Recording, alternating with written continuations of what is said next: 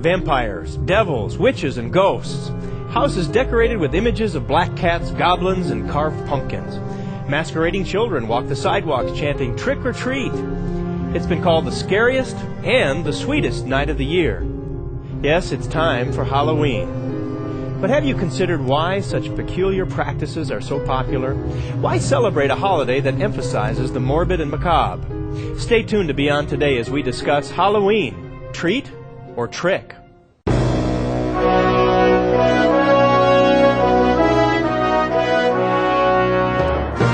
Join our host Steve Myers and his guests as they help you understand your future on Beyond Today. What image comes to your mind when you think of Halloween? A satanic struggle against mankind? Or just a night of good, clean fun? Welcome to Beyond Today, where we help you understand your future. I'll be your host on the program today, and to discuss this, my guest is pastor for the United Church of God, Randy Stiver. Welcome, Randy. Hi, Steve. Now, when you think about Halloween, parents dress their kids as monsters, witches, ghosts, and they encourage them to approach total strangers and ask them for candy and all kinds of other treats. It's amazing that 86% of Americans decorate their homes for Halloween. Now, where did all these traditions come from? When you really look at it, how did we get to where we are today? What happened? Well, that's a good question. And by the way, it has become the second most commercialized holiday after Christmas. Amazing. A huge amount of money being spent on Halloween. Over the past few years, it's kind of reached that point. It goes back into history. The history of Halloween is not really a pretty history at all. It goes back into very ancient paganism. Most sources don't look further back than Celtic Druid ceremonies. It was a Druid festival. And the Celts settled in Western Europe and over in the British Isles. The remnants of the Celtic language are left with the three Gaelic languages of Irish Gaelic, Welsh Gaelic, and Scottish Gaelic.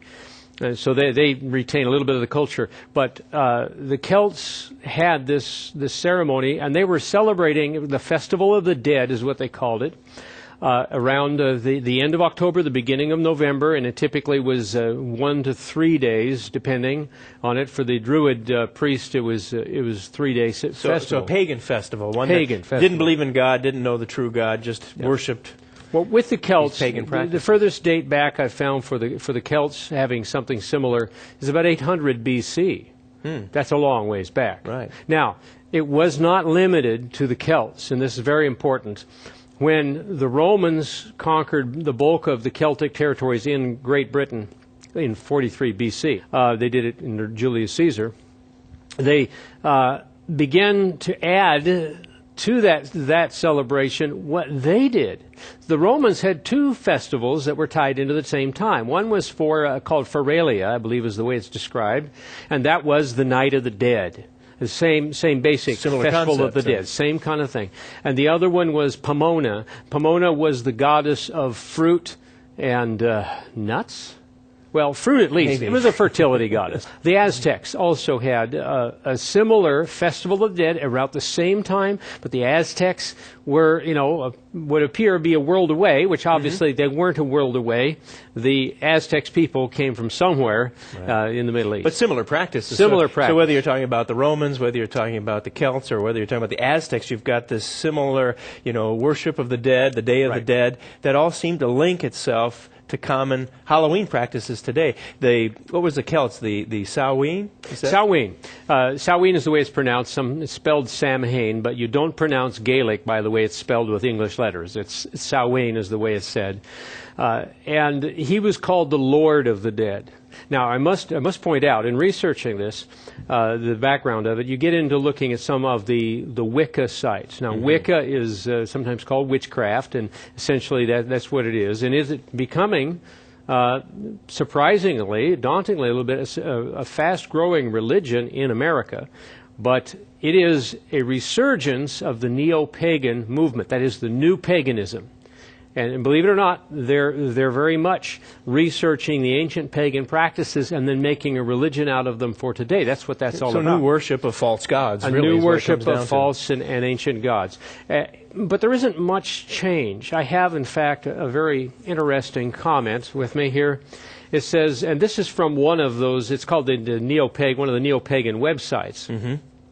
The Christian church was unable to get people to stop celebrating this holiday, referring to Halloween, so they simply sprinkled a little holy water on it and gave it new names, as they did with other paleo-pagan, that means ancient pagan, holidays and customs. This was a form of calendrical imperialism, co-opting paleo-pagan sacred festivals. So we find then that what Christianity has taken to be All Souls Day or All Hallows or Hallow Mass, all these various names, All Saints Day is the other one, basically is a pagan holiday with a thin, very thin Christian veneer. So in essence, they blended or syncretized these things, blended them together exactly. to put a veneer of, acceptability on it. Is that fair to say? Yes. So if you look at it, what about trick-or-treating? Is that traced back? Yes, it does. With Halloween, during that night, it was when the state of the living and the state of the dead kind of merged in a scary way. And these spirits of the dead would come back to visit or haunt the people they didn't like, or maybe to, see the people they did like, and sometimes they would inhabit animals. Black cats would be a case in point. But not a masquerade. They took this as reality. They right? took it as a reality in, Yes. in the pagan ceremonies. Then, of course, as it proceeded, people then began to act out what it was that the Druids were telling them, and so they put on their costumes and things. And trick or treating is, you give me something, and I'll leave you alone.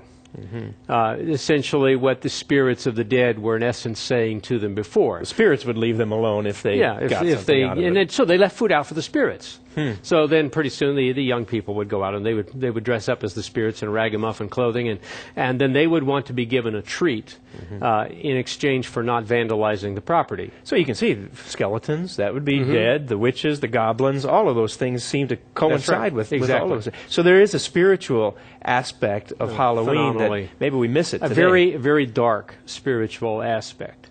People laugh at it. The jack-o'-lantern it's actually one of the laughable tidbits of it. There was supposedly an Irishman named Jack who tricked, the devil came down to Ireland. He didn't go to Georgia. He came to Ireland, and Jack tricked him into climbing a tree while the devil was up the tree, carved a cross on the bottom, and then the devil couldn't come down. That's, of course, superstition. And then the devil was angry with him, and when Jack died, he couldn't go to heaven because he'd been bad, and he couldn't go to hell because he tricked the devil. So he had to stay in limbo in between. So the devil gave him one consolation, an ember of the fire of hell to light his way through the frigid darkness. So he carried it to keep it alive. He carried it in a hollowed-out turnip. Now, when the Irish immigrated to the United States, they must have eaten their turnips because they found pumpkins. So they hollowed out pumpkins, and that's where we get the jack-o'-lantern concept, named after this guy named Jack. So we traded turnips for pumpkins here in America. But the face of a skull, and skulls were popular. Right, back to the dead again. And the masquerading, the costumes today, they translate very similarly to what they did back then. And the traditions say, and the history say, that the Druid priest would actually wear the heads of animals over their heads, these scary witch doctor kind of costumes and that sort of thing. But it all dealt with the spirits of the dead was the theme of it all. And it all goes back to false worship, wrong way of worshiping. In fact, you need to know more about this. We've got a nice little booklet that you need to order. It's called Holidays or Holy Days. Does it really matter which ones we keep? Does that matter? This booklet will help you really see the truth. In fact, we're going to talk about it. Do you think the traditions of Halloween seem more associated with God or Satan? Stay tuned and we'll discuss it. Who did it to you? When we were babies, we didn't know anything about Christmas, or Easter, or Halloween when our parents dragged us into the night dressed like Satan, a witch, or a Hollywood Disney character. More than getting candy from strangers, you need to read about how all our popular holidays influence our minds from babies to adults. Call toll-free 1-888-886-8632 or go to BeyondToday.tv for your free copy of Holidays or Holy Days. Does it matter what we keep? Jesus wasn't born in December. His apostles never kept Christmas and never celebrated Easter. To understand, call toll-free 1-888-886-8632. That's 1-888-886-8632 or go online to BeyondToday.tv for your free copy of Holidays or Holy Days. Doesn't matter what days we keep. We've been discussing Halloween, treat or trick. In fact, what days should you be keeping?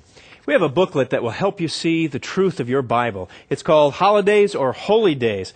Does it really matter which days you keep? And it does really matter. You need this booklet, so go beyondtoday.tv. Go right on the web there and get this booklet. You need it. It'll be really helpful for you. In fact, discussing Halloween, we've seen that Halloween traditions have grown out of superstition, out of false pagan practices, out of the fear of the dead. In fact, as we've been talking about it, the dead seem to play such a vital role in where traditional Halloween practices has come from. That's right. In fact, some people may today even wonder, well, should I be afraid of the dead? Well, no, not dead people. I mean, when you're dead, and you're not a problem to anybody after that. Now that's a biblical thing, even though that sounds funny. Yeah. That's a biblical thing, isn't it? That's true. Exactly, it is. We all die. And the Bible teaches that when you're dead, there's an old saying, you're just like Rover, you're dead all over. Mm-hmm. And you don't have any consciousness. And what I'm saying is, there is no immortal soul. Now, that's a shocking statement. That is going to be hard to believe for some viewers. That's a keystone doctrine in traditional Christianity. It is not something that's in modern Christianity came up with. This goes back to about 300 BC, or AD rather, after Christ, and they adopted the pagan doctrine of the immortality of the soul from Plato and other Greek philosophers. It isn't in the Bible at all. But the Bible is more specific when it comes to the dead. What is the state of the dead? It compares them in Ecclesiastes, written by King Solomon.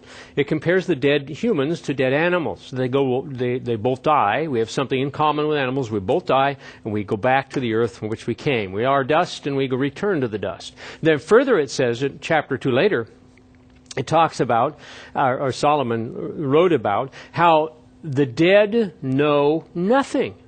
They don't have a consciousness. They know nothing. And then it's in the famous scripture, whatever your hand finds to do it with your might. Mm-hmm. For there is no work, nor device, nor knowledge, nor wisdom, nothing, not a zilch, in the grave where you're going. So, Bible's plain, straight out. It tells you exactly the state of the dead. They know nothing. They're dead, and they're awaiting a resurrection. That's right. They're looking to the future in that sense. One more layer to put on it, Steve, is, we've all sinned. The only person that didn't sin was Jesus Christ, so everybody else has.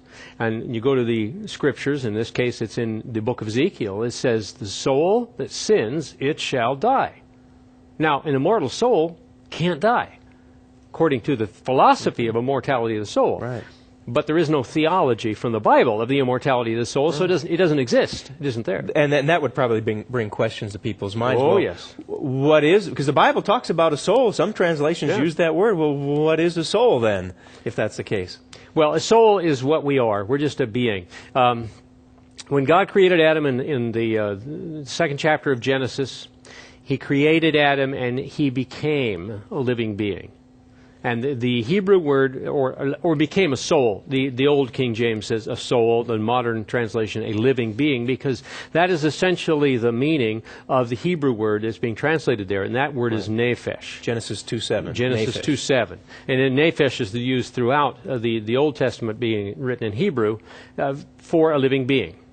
Sometimes it's used for humans, sometimes it's actually used for animals, but a person that lives. Thus, we are souls, we don't have souls. Okay, so they're not separate entities. No, not at all. You are a nephesh, you are a soul, or an animal, like you said, could be a soul. Exactly. Is that a fair way to say it? That's phenomenally radical from the human perspective for most people today, because, they have these fond feelings or memories. Well, my grandmother's watching me play football because she's in heaven and she can see me now. And no, the answer, no, she's not. Isn't it like Genesis 3:19 that talks about the fact souls die? Yeah. And if souls die, well, it must indicate that a soul is a man. Exactly. What comprises Scripture a man. after Scripture points that out. So when they talk about the spirits of the dead coming back to visit the living, well, the living exist, but the spirits of the dead don't exist. Yeah, so if the Halloween practices this, that's really just a plain false belief about human beings coming back and skeletons and all that sort of thing. The immortality of the soul in some form basically seemed to pervade all of the pagan cultures, all of the idolatrous pagan cultures. It wasn't the truth of God, so it came from someplace. It didn't come from God, it came from Satan. He has used it as a deception for mankind, thinking they have an immortal soul and that they're going to suffer if they're bad in torment and agony and hellfire forever and ever, which isn't the case. There is a hellfire, but you don't live there. Yeah, and so in a sense you're saying that Halloween promotes the false belief in the soul. Halloween shows all that. But at the same time, there's also this demonic side of things, the spiritual side of things. What about that aspect of Halloween? So the spirits that come back to haunt the people aren't the spirits of their dead relatives. They're demonic spirits. So they're not crossing over. Oh, no. Nothing like that. You're dealing with something that's far more dangerous and far more deadly. You're dealing with evil itself. Because Satan and the fallen angels, Lucifer, Satan was an angel before he rebelled against God's leadership and chose to be the demon that he is, and the archdemon, the king of the demons. But then there were other angels who were subordinate to him, a third of the total number, according to the scriptures, that rebelled as well. And they became demonic spirits. And they sometimes possess people and make them incurably crazy. Jesus cast demons out and cured those kinds of crazy, really full-blown craziness or mental illness to the max. Many times in his time, not all mental illness is that, but that is one of the worst kinds to have. So in a sense, you're saying that Satan and the demons, a real spirit world, this real battle for wickedness that he's out to convert the world to his false ways, is really the power behind these false Halloween practices. Exactly. It is a festival to Samhain. Samhain is the Lord of the Dead. Now, the neo-pagan Wicca movement websites try to whitewash it and make it clean and light and savory, and they say that that's not true. But in fact it is. When you read the histories, it is. Samhain is the Lord of the Dead. It's probably another name for Satan. And then you're dealing with demonic powers. It is Satan worship. The original Halloween format is Satan worship. So we're really talking about a perversion of the true gospel, aren't we? What God's plan really is. That's exactly right. He's right. turned it all around, and he's the one that wants to deceive, and he wants to be worshipped. That's right. That's right. God has his own festivals. Halloween isn't one of them, not by a long shot. But so what are we teaching then? What are Halloween traditions teaching about the nature of Satan in that sense? Well, it's teaching the nature of Satan is deceptive. It's teaching that vandalism and doing evil for gain is good. Remember, the three themes of pagan religions are sex, because ritualistic adultery was part and parcel of virtually all pagan cultures, and violence. Human sacrifice permeated many pagan cultures, and then, of course, there was the violence that they advocated, like religions tend to do, and then greed in order to gain power or gain wealth. And the Halloween celebrations are all about that, and teaching that is the way to live, to masquerade and to portray yourself as a demonic spirit or a witch that is supposedly demonic in some way, or anything. That's teaching falsehood to children. They're making fun out of evil. Yes, mocking at sin. It's not a godly holiday in that sense. In fact, we've got a booklet that will help you out. It'll help you understand Halloween. It's got a special section all about Halloween, details that we're not able to discuss fully here. We hope you'll order it. BeyondToday.tv is a website. You can access that immediately. So we hope you'll get on and take a look at this booklet. It's a special one that you need to get. In fact, so many people seem to trivialize Halloween. Is it right to trivialize evil? Stay tuned. Who did it to you? When we were babies, we didn't know anything about Christmas or Easter or Halloween. More than getting candy from strangers, you need to read about how all our popular holidays influence our minds from babies to adults. Call toll-free 1-888-886-8632. That's 1-888-886-8632. Or go online to BeyondToday.tv for your free copy of Holidays or Holy Days. Doesn't matter what days we keep. Every family needs a steady diet of good news, so get yours with your free subscription to the Good News magazine. You'll regularly read about how to apply principles of family success that always work. Raise happy children, enhance and solve problems in your relationship, and move ahead by calling toll-free 1-888-886-8632 or go online to BeyondToday.tv for the good news. Help your family succeed. When you order our free literature, you'll also receive a subscription to the Good News magazine. Now, this is a magazine of understanding, one that will help you not only understand Halloween, holidays of this world, but also understand things that are going on prophetically in the world, things that will help you even in your daily life. So we hope you'll go online to beyondtoday.tv, order the literature, get your free subscription to the Good News magazine. You'll be glad that you did. In fact, we've been talking about the holiday Halloween, and we've seen over and over again how its traditions are associated with the occult, false pagan worship. Over and over and over again, we see the connections that have carried through even to today. And so it's amazing to think that's exactly where it came from. But I think the question that at least most people with is the question, so what? So what? Like, what's the big deal? Okay, I understand that comes from paganism, but you see, I'm just having fun. This is just no, I'm not hurting anyone, and it's kind of a fun time for the kids. Why would we want to take that away from the kids? So I guess it comes down to, does it really make a difference whether we keep this day or not? That's a great question, because, and you're dead right that, pardon the reference, but we have to be careful about that. There are many viewers who are not necessarily readers of the Bible. Maybe they don't even believe God exists or that Satan exists, the occult at all. And so what difference does it make? Well, there is evil. There is good, and there is evil. It's real. There's the reality of evil. Exactly right. Evil does exist. And Halloween is a festival that is designed to pay homage to evil. And evil spirits, for that matter, as well. Exactly. The king of evil, the god of evil. Satan is described as the god of this world, or the ruler of this world. And he's the dark ruler. He's not the ruler of light. He's not the ruler of goodness and happiness, fairness and equity, or anything like that. That's coming later. That comes later when Christ returns. But right now, holds sway. Now, God does not want us to be a part of that falsehood and He doesn't want us to teach our children that falsehood.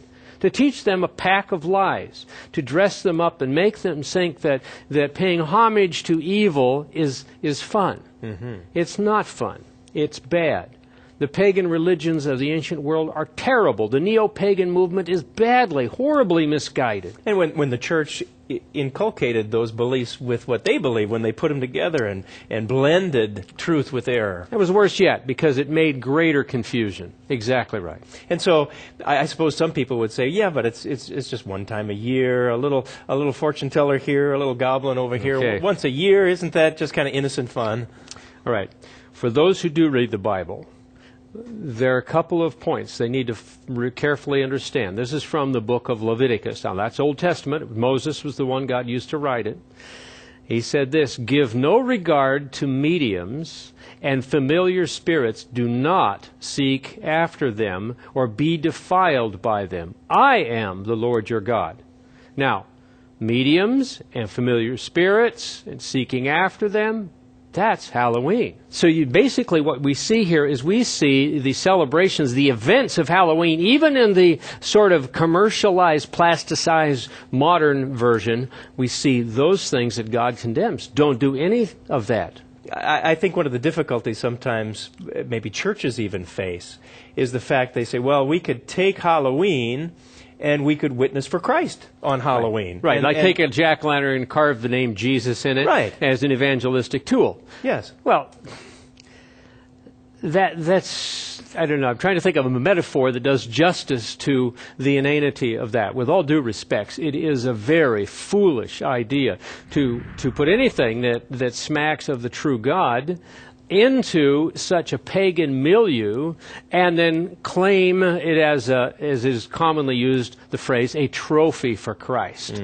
To do that, and that's how Halloween was done by early Christianity, not early Christianity, medium Christianity, going back. They claimed Halloween in the 600s. They wrapped it with Christian veneer and then brought it into practice in the Christian world. And what that ended up doing is establishing a false holiday, false teaching, and created a vast harvest of confusion for those who follow it. And all built on the wrong foundation. Wrong foundation. And didn't God tell the people when Israel came into the land, to the promised land, what did he tell them? Did he tell them, well, take in what everybody else is doing and make it a part of worshiping me? And that's a good point, because that's in Deuteronomy. No, he said, do not go and look at the peoples who lived here and say, well, how did they worship their gods? I'll do the same thing. He says, don't do that. He says, do not take away from what I've given you, and do not add to it. You worship me in the way that I say. God created us. He gets to make the rules. And he did make the rules. All right, now we get to God's rules. Since he isn't a part of Halloween, it's unacceptable. Did God give days that show the way to truth? Right. If you don't keep Halloween, and you don't keep any of the other wrong holidays that are non-biblical, which our booklet explains, you're not losing out on true fun, because God has an entire set. For starters, there is a weekly Sabbath, and the Sabbath in God's book is a day of rest and family time and worship. It's a wonderful day. But then there are annual days too. They come in the spring. There's a day that is kind of somber, but it is profound. That is the Passover, commemorating the death of Christ. Followed by a more joyful but still profound festival called the Festival of Unleavened Bread, where you literally take out the leavened bread and leavening agents, which are used in this as an object lesson for sin. Get rid of the sin in your life and become unleavened. So God's designed days that show his plan. Profound meaning. Deep spiritual meaning. And there's another one in the spring, but then you get into the fall, we have 4 festivals, the first being the Feast of Trumpets, the return of Christ.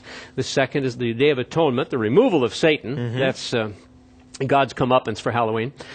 Then there is a Feast of Tabernacles that comes a little later, which pictures the time that Christ will rule the earth for 1,000 years on the way to forever together, and the outplaying of the rest of his plan, and that's all wrapped up into his annual festivals. Marvelous system. You don't need Halloween. And so God has right days, holy days that you need to be keeping. Order our booklet, because God tells us very plainly, have no fellowship with the unfruitful works of darkness, but rather expose them. We hope you'll stay tuned as we wrap things up.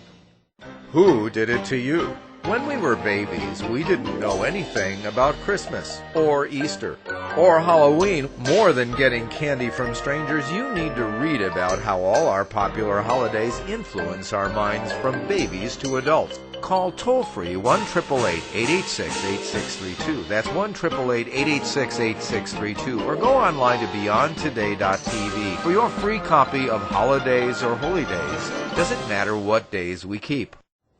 Halloween is not a godly holiday. It's rooted in false religion, promotes evil, minimizes wickedness, and is unchristian. It's dedicated to the spirits who oppose God. God's words are clear. He tells us, what partnership can righteousness have with wickedness? Can light associate with darkness? Can Christ agree with the devil? Obviously, the answer is no. What we need to do is to learn about the days and the ways that are pleasing to God. Thank you, Randy, for joining me today. Pleasure indeed. When you want to understand your future, we hope you'll remember this program and look beyond today. Thanks for watching.